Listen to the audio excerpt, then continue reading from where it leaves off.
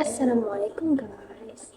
Oke, mesti kamu pernah dengarkan nama-nama tokoh nih macam Al-Khawarizmi, Ibnu Sina.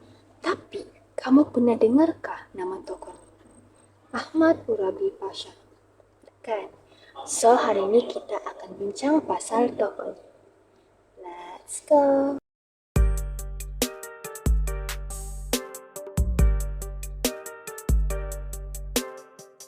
So, siapa Ahmad Urabi Pasha nih? Ahmad Urabi Pasha nih, dia merupakan seorang tokoh nasionalis Islam yang pertama.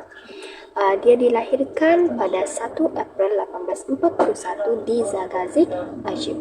Tapi aku research lah, ada sumber yang mengatakan yang dia nih lahir pada 31 Mac. Tapi tidak salah mana satu pun, yang penting tahun tu 1841 dan meninggal dunia pada 21 September 1911 di Kairo, Egypt. Ahmad Urabi Pasha ni dia merupakan tentera Mesir, tapi dia ni banyak kali sudah dikeluarkan daripada tentera Mesir tu. Sampailah salah seorang Gabenor Mesir nama dia Khudaywi Taufik yang memasukkan semula Ahmad Urabi Pasha dalam tentera Mesir. Tapi kan Ahmad Urabi Pasha ni dia ni memberontak sama Khudaywi Taufik.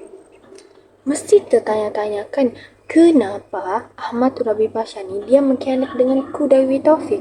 Padahal Khudaywi Taufik lah yang kasih masuk dia pergi tentera Mesir tu balik kan. Kenapa?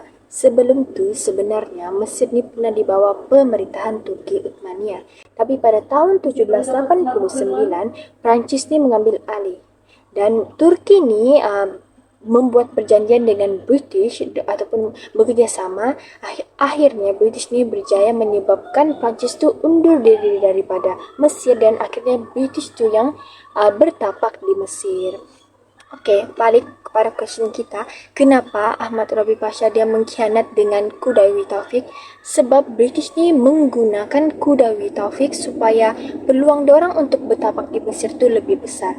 Jadi Ahmad Urabi Pasha ni dia beranggapan bahawa disebabkan Khudaywi Taufik lah tu British ni bertapak di Mesir. Sebab itulah dia mengkhianat dengan Khudaywi Taufik.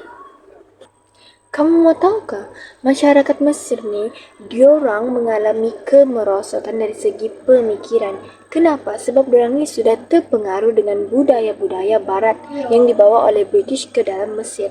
Salah seorang pemikir Islam iaitu Abu Al-Hasan Al-Nadawi, dia mengatakan bahawa kemerosotan pemikiran itu sebenarnya kesalahan masyarakat Mesir itu sendiri. Sebab apa? Sebabnya diorang mudah terpengaruh dengan budaya negatif. Jadi Ahmad Urabi Pasha ni dia sedar akan hal tu yang sebenarnya British ni diorang punya pengaruh sangat membagi impak negatif kepada masyarakat Mesir. Jadi dia ada semangat untuk menyelamatkan masyarakat Mesir ni daripada terpengaruh dengan budaya-budaya negatif tu, dan dia mahu ajaran Islam ni tetap kekal dalam kalangan masyarakat orang Mesir. Jadi, apa sumbangan-sumbangan Ahmad Urabi Pasha ni?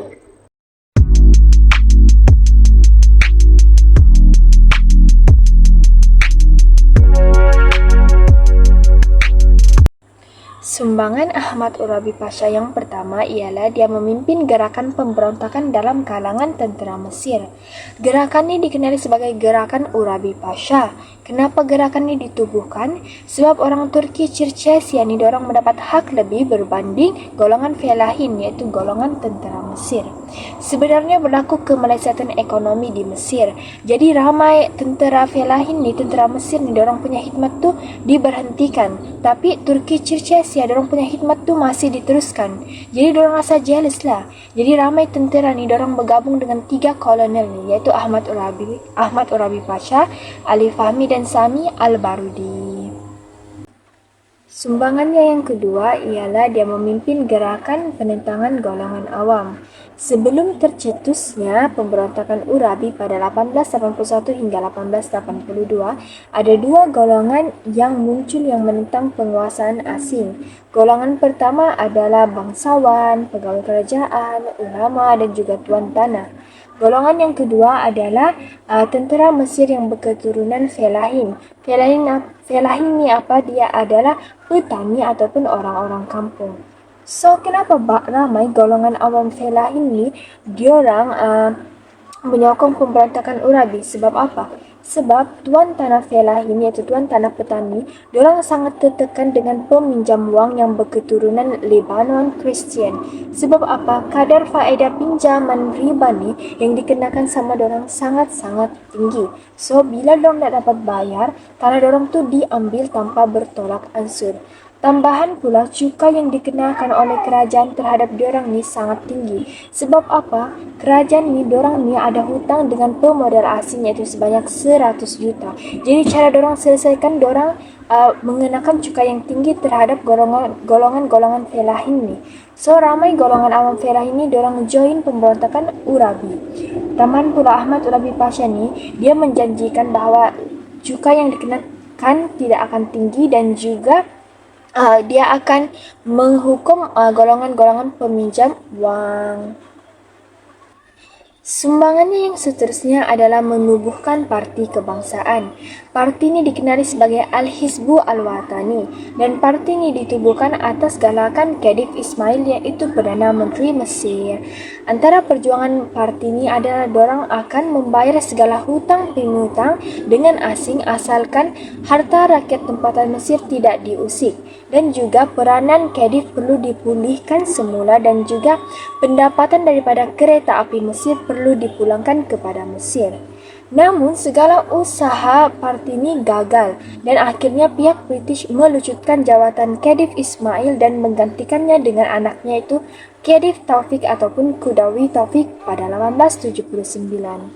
Walaupun usaha ini gagal, namun ramai golongan felah ini dorang mula join gerakan Urabi Pasha sebab dorang tak mahu orang asing ni ikut campur dalam dorang punya hal, memperjuangkan isu moral. Pakatan Tentera Mesir yang ditubuhkan oleh Ahmad Urabi Pasha ni juga bertujuan untuk memulihkan akhlak masyarakat Mesir. Sebab apa? Penjajah British ni dorang telah dedahkan masyarakat Mesir dengan budaya-budaya negatif seperti hiburan, arak, pelacuran dan juga sebagainya. Situasi ini telah memberi impak negatif kepada rakyat Mesir. Sebab apa? Diorang mula meninggalkan ajaran Islam. So, Ahmad Urabi Pasha ni, dia ingin memulihkan balik akhlak rakyat-rakyat Mesir. Seterusnya, pemberontakan Urabi pada 1881 hingga 1882.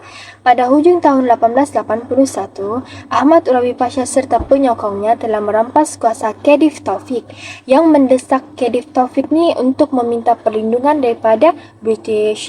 Dan sebenarnya rusuhan berlaku di hilir Mesir yang mengakibatkan ramai Kristian ni terbunuh.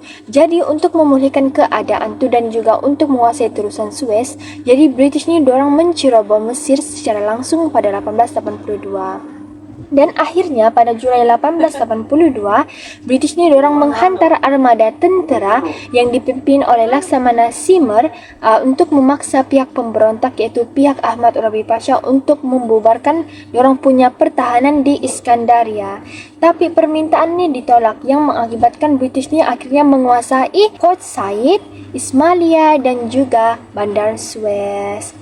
Dan sebenarnya Ahmad Urabi Pasha ni diorang bertahan di Tel Al-Qadir, tapi akibat kekurangan senjata maka British ni dapat menyerang diorang. So diorang ni dapat ditangkap. Okey, itulah sumbangan-sumbangan Ahmad Urabi Pasha. Ahmad Urabi Pasha ni ditangkap dan didapati bersalah serta dia dijatuhkan hukuman gantung, hukuman mati. Tapi hukuman tu tidak jadi sebab dia ditukar pergi hukuman buang negeri. Dia dibuang pergi Canaan. Dia habiskan 19 tahun di tempat pembuangan tu dekat Canaan tu dan akhirnya balik ke Kairo. Masa di Kairo lah dia meninggal dunia pada umurnya 70 tahun iaitu 21 September 1911. Itu saja. Bye-bye.